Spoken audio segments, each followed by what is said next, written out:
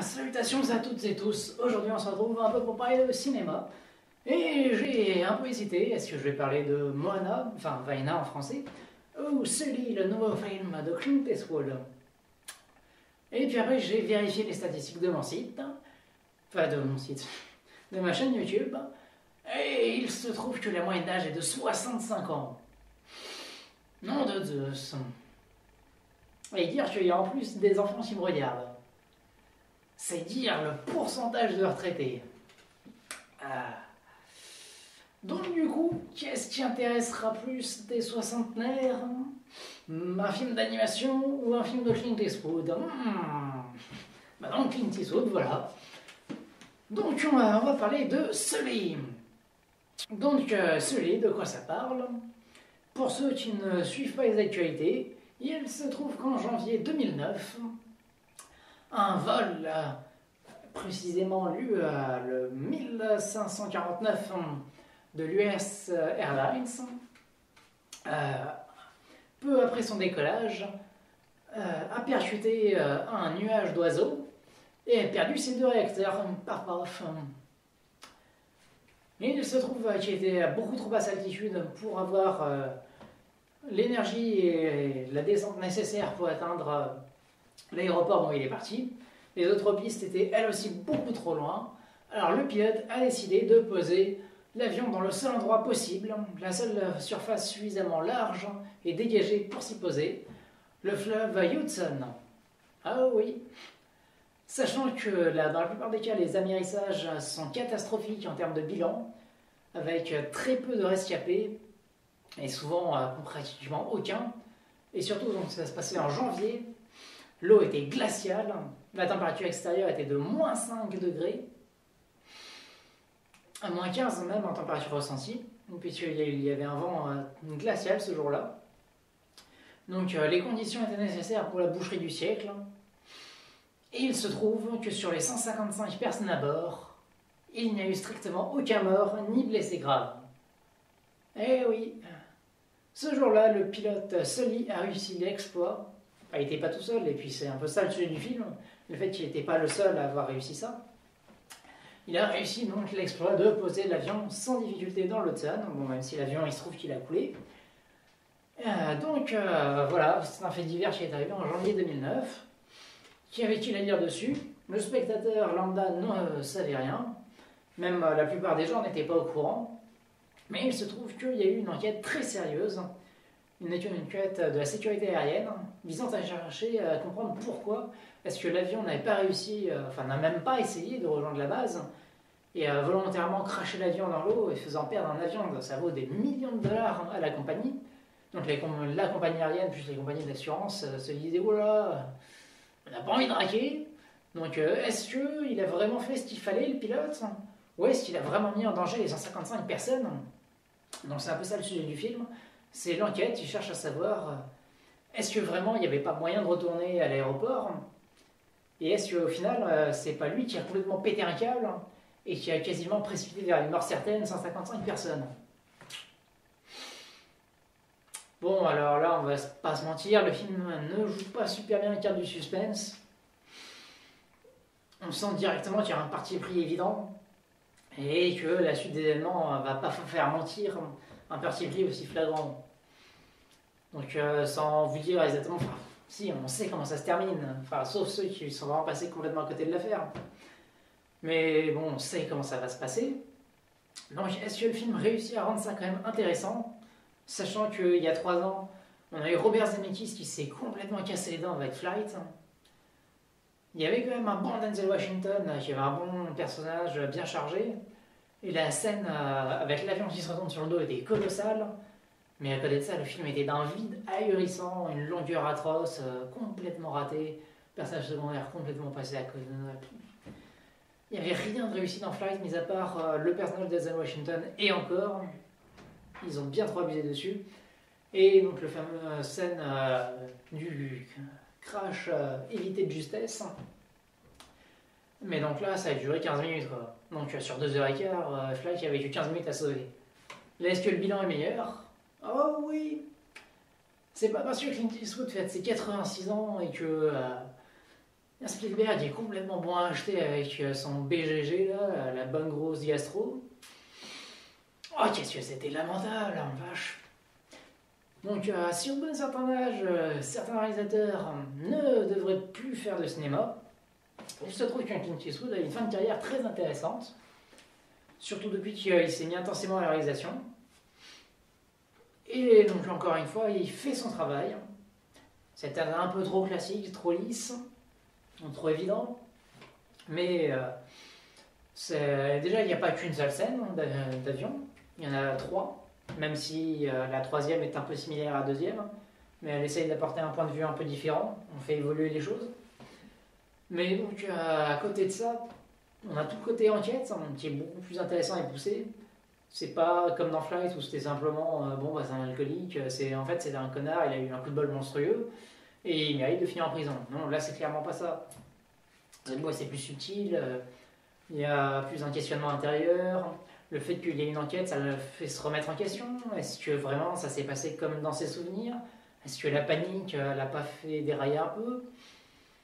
Bon, encore une fois, le suspense est un peu foiré, mais le film le gère plutôt bien. Enfin, il crée des enjeux, il s'y tient, il les développe de façon intéressante. Il y a plein de personnages secondaires intéressants et qui sont relativement bien développés. Le personnage incarné par Laura Linney, femme de Sully, donc incarnée par un Tom Hanks colossal, qui nous rappelle sa grande époque du Terminal, d'Arrête-moi si tu peux, Seul au monde et tout ça. Parce que personnellement, je ne l'avais pas trouvé terrible dans ces derniers films comme Le Pont des Espions, mais ça c'est Spielberg qui est un peu à la ramasse. Même si Le Pont des Espions, c'est quand même l'un de ses meilleurs films de ces 10 dernières années. Si ce n'est même le meilleur. Faudrait que je... Non, bah non. Ah si, mine de rien, tu repars, c'était il y a plus de 10 ans. Ah là là, fin de carrière difficile, le pauvre. J'ai peur pour Ready Player One, sur le papier ça a l'air excellent, mais en fait... Donc Clint Eastwood fait du bon boulot, une réalisation sobre, efficace, donc des personnages secondaires intéressants. Donc Laura Linney, bon, voilà. Ces deux filles, par contre, c'est dommage qu'elles sont pas du tout utilisées. Sa famille reste beaucoup en retrait. Donc on se centre vraiment sur les personnages qui influent directement sur le récit du crash de l'avion. C'est-à-dire les personnages impliqués, les hautes autorités, tous. Par exemple, Anna Gunn, que j'ai passé tout le film à me demander mais c'est qui en fait? Et bah oui, c'était la femme de Walter White dans Breaking Bad, qui joue donc l'une des chargées de l'enquête. Mais donc on retrouve aussi Aaron Eckhart qui joue le copilote. Et donc en fait, on se rend compte que c'est ce miracle de l'Hudson, comme les médias appelaient ça, c'était pas uniquement le fait du pilote, le copilote a réussi à apporter beaucoup de choses, mais donc il y a aussi les hôtesses de l'air qui ont été très réactives, qui ont permis à ce qu'il n'y ait pas de blessés graves, voire quasiment pas de blessés du tout. Donc là, pour dire aux passagers de faire vraiment les bonnes démarches à faire, enfin pour l'impact, se préparer à l'impact. Parce que quand même, quand on tape dans l'eau à une telle vitesse avec un tel engin, le choc est violent. Mais donc c'est aussi, donc l'eau était glacée à quasiment 0 degré, il y avait des morceaux de glace qui flottaient. La température extérieure ressentie était de -15, donc les conditions étaient terribles. Pour que les gens soient comme ça, il y en avait qui étaient carrément en t-shirt parce qu'ils se préparaient à aller je ne sais où. Peut-être un pays chaud, je ne crois pas qu'il l'ait dit. Où est-ce quel est le vol 1549? Si quelqu'un a la réponse, n'hésitez pas à le dire dans les commentaires. Mais donc voilà, les conditions étaient extrêmes, donc il n'y avait pas uniquement tous les membres d'équipage.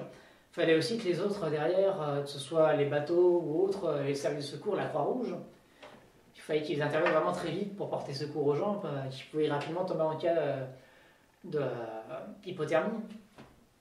Donc voilà, c'est vraiment un récit humaniste qui montre la solidarité humaine qui peut se manifester très rapidement et très fortement, d'où le surnom du miracle de Hudson, puisque dans ce contexte économique, puisque ça survenait avec encore les traumatismes du 11 septembre, c'était à peine 8 ans auparavant, même moins. Janvier par rapport à septembre, donc moins de 8 ans avant. Enfin, à peine un peu plus de 7 ans. À peine 7 ans plus tard. Donc les attentats du 11 septembre étaient encore présents. Donc voir un avion rafler, passer juste au ras des immeubles, ça réveille quelque chose. Et puis aussi, donc, il y a eu la crise de 2008. Donc voir de l'entraide comme ça, et qui marche aussi bien, c'était quelque chose d'important. Visiblement, ça tenait énormément à cœur à Clint Eastwood. Et il l'a fait très bien. C'est un film pas très surprenant, pas spécialement intéressant. Enfin, si, il est très intéressant justement, mais pas spécialement poussé. Enfin, voilà, on a le synopsis de base, on sait déjà comment ça va se dérouler, tout ça. Mais ça n'empêche que c'est intéressant à redécouvrir, à voir un peu les dessous de l'histoire et tout ça. Et donc, notamment, c'est vraiment très intéressant. Il a déjà fait beaucoup de meilleures prestations, notamment dans le Terminal. J'ai l'intention de le revoir bientôt. Je confirmerai ça, mais bon.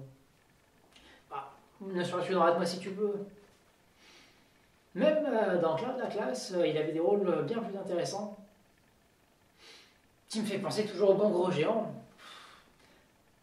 Parce qu'encore, il y avait une démarche intéressante par rapport au vocabulaire qui évolue par rapport à l'humanité, qui retombe un peu avec une sorte d'âge de pierre dans le futur. Donc Cloud Atlas, donc c'est normal que le langage un peu se perde à cause de la technologie, tout ça qui est perdu, un peu la culture qui est perdue. Donc voilà, le niveau intellectuel baisse, on perd le vocabulaire si on n'arrive pas à le pérenniser au fur et à mesure des générations. Alors que là, le géant, c'est juste débile. Et en plus, c'est pour les enfants, faites pas n'importe quoi. Ils sont à un âge où ils essayent d'apprendre à parler, donc si on leur met un truc complètement débile, où il y a un gars qui dit n'importe quoi, qui fait des mélanges de mots, qui sait pas conjuguer, non, c'est mauvais. Je suis traumatisé par le Bon Gros Géant. C'est l'un des pires films de l'année, assurément. Mais donc, reparlons de Sully, donc voilà, ça fait l'affaire, c'est efficace. 3,5 pour moi. Voilà. Donc, continuez de vous cultiver, allez voir des films. Celui-là, pourquoi pas. Si vous n'avez pas vu Les Animaux Fantastiques, si vous avez déjà vu Les Animaux Fantastiques, un petit Sully pour patienter jusqu'à premier contact. Ça, voilà, c'est pas mal. Donc, allez, vous pouvez continuer à me suivre sur Facebook, Twitter, mon site internet, Instagram. Et je vous dis à la prochaine. Allez, salut les gens.